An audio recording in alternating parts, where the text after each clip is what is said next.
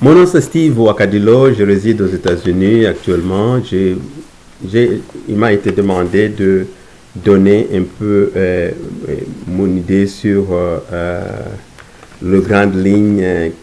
Quelles sont les grandes lignes? Il m'a été demandé de parler grosso modo des grandes lignes de l'historique de la chorale.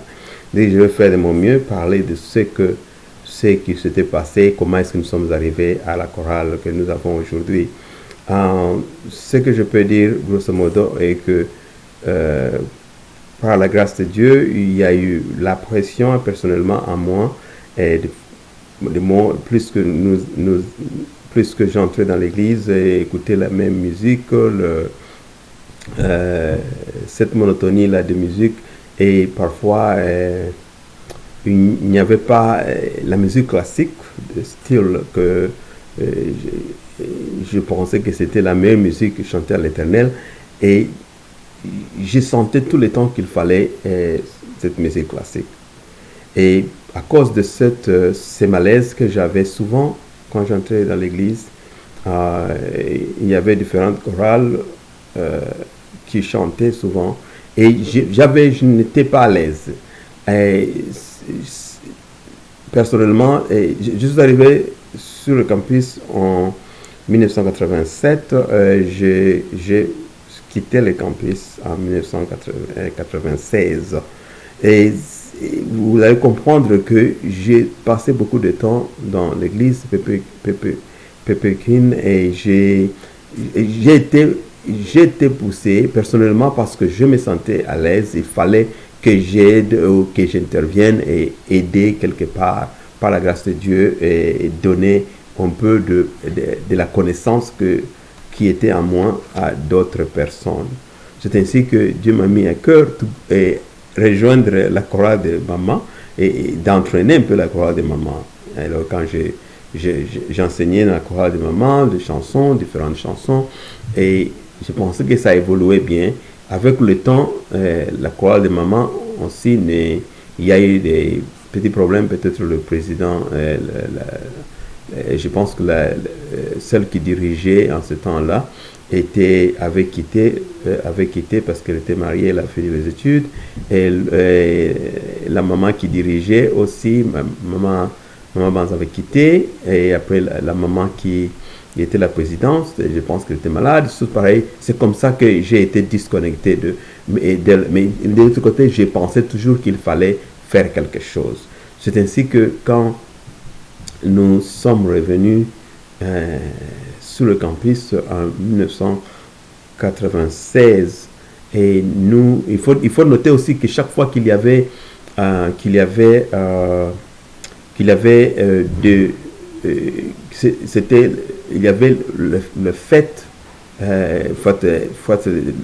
qu'il y avait les congés de Pâques, ou bien le temps de Pâques ou de Easter, ou bien Noël, Christmas, nous arrangeons à chanter. Nous nous arrangeons, c'était notre chambre.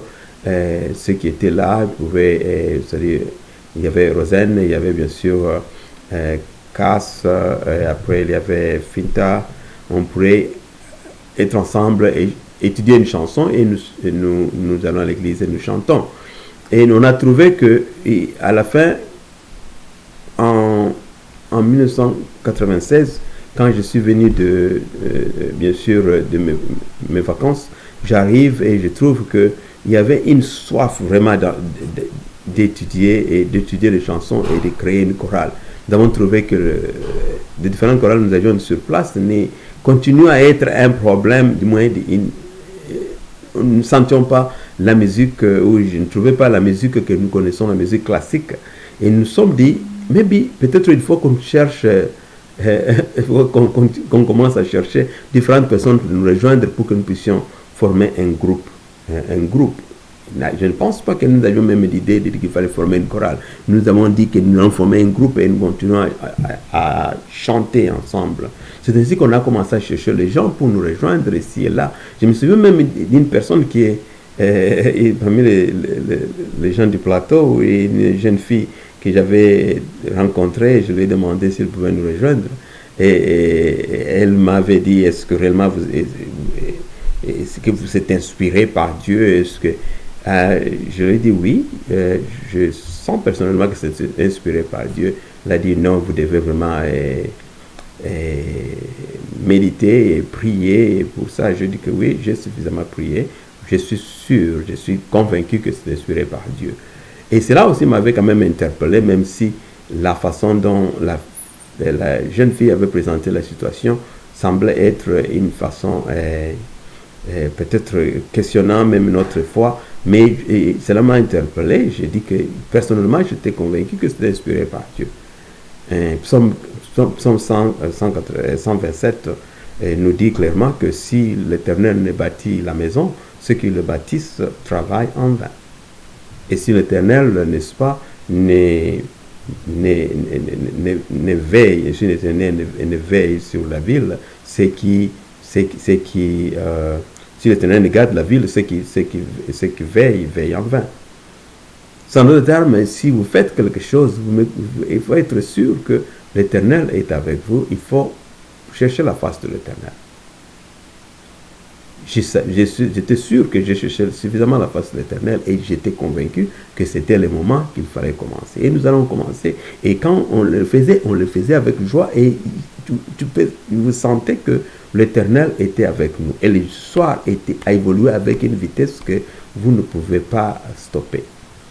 Nous avons invité différentes personnes. Tous ceux qui venaient étaient totalement attirés et restés. Nous avons commencé à chanter, nous avons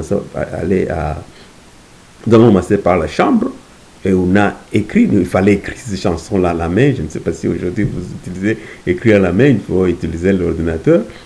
On écrivait à la main toutes ces chansons-là et pour enseigner. Nous avons commencé à étudier dans la chambre où nous étions, homme 10, et après ça, comme le nombre de choristes augmentait, j'aime ça parce que ça sonne comme c'est que nous, n'est-ce pas, vous savez, l'église dans le temps, elle dit que Dieu augmentait le nombre de gens à l'église. C'est ce que je sentais, que Dieu augmentait le nombre de gens à la chorale.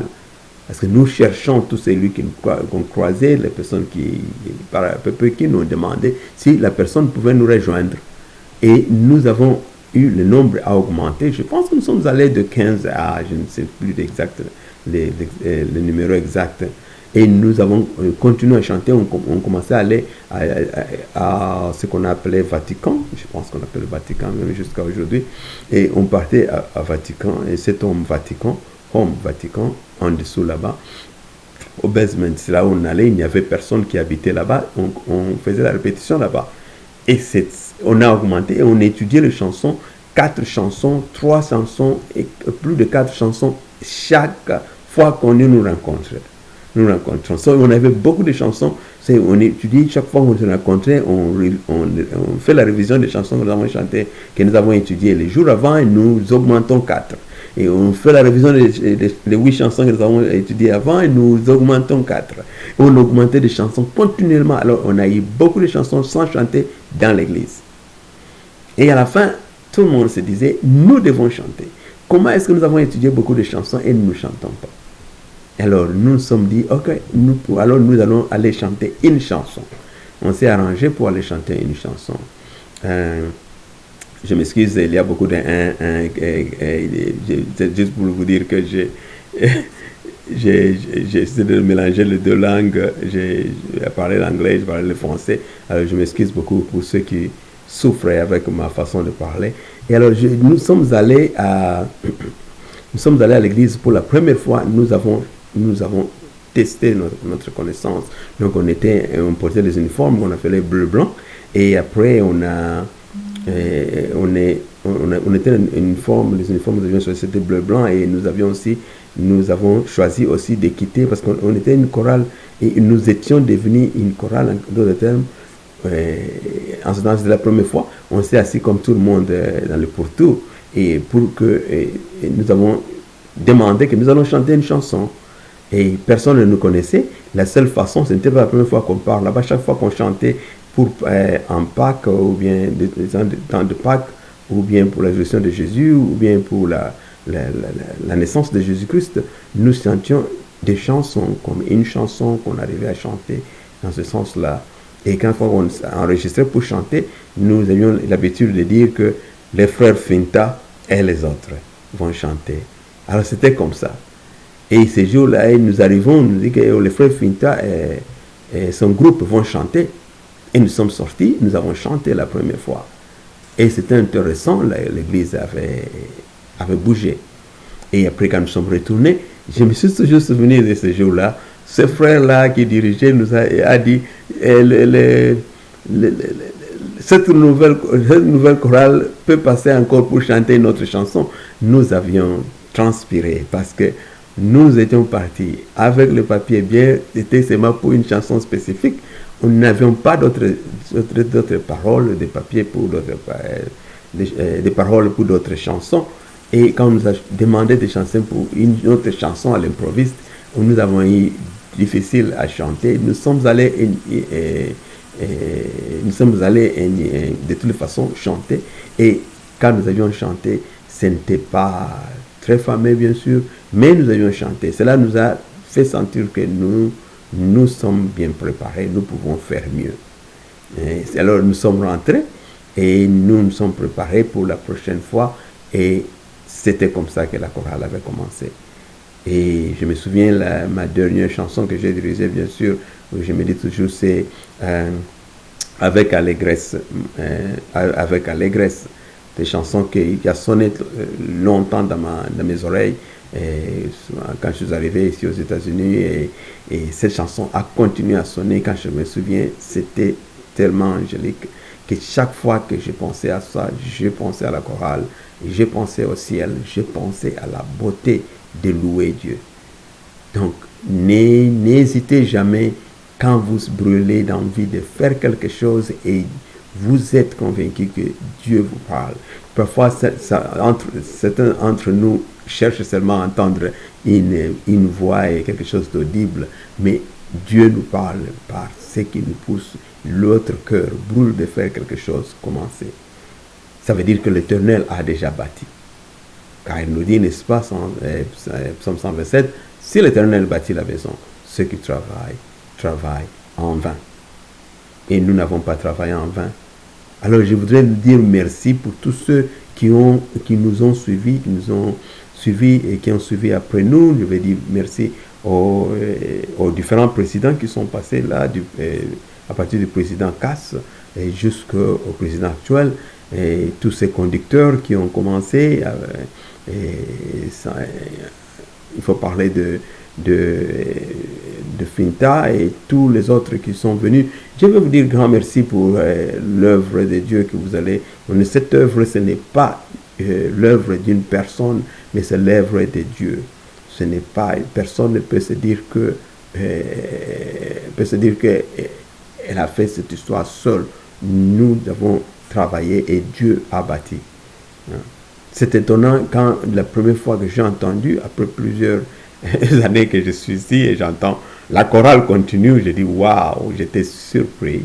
Et j'étais surpris, et pas totalement surpris, mais j'étais quand même plus. Je peux dire toujours surpris parce que je ne pensais pas que la chorale va évoluer encore plus vite que nous. Nous avions chanté, nous n'avions pas chanté avec les instruments. Et quand je regarde, vous faites la répétition avec les instruments, c'est intéressant. Quand nous avons chanté, on n'avait pas de piano et on n'avait pas d'autres instruments que vous utilisez, le flûte et so on. Donc vous avez évolué, vous avez amené la chorale à un autre niveau. Alors je suis très reconnaissant. Il faut donner crédit à tous les choristes qui chantent aujourd'hui et qui ont chanté hier. Donner crédit à tous ceux qui sont passés dans l'au-delà.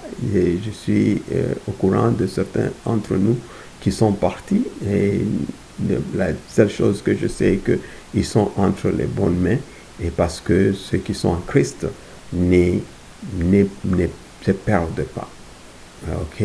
Et après, nous avons aussi, je dis merci à ceux qui ne sont plus sur le campus et qui travaillent et qui évoluent. Nous sommes une grande famille, je vous aime beaucoup et nous continuerons à nous aimer. Que Dieu vous bénisse.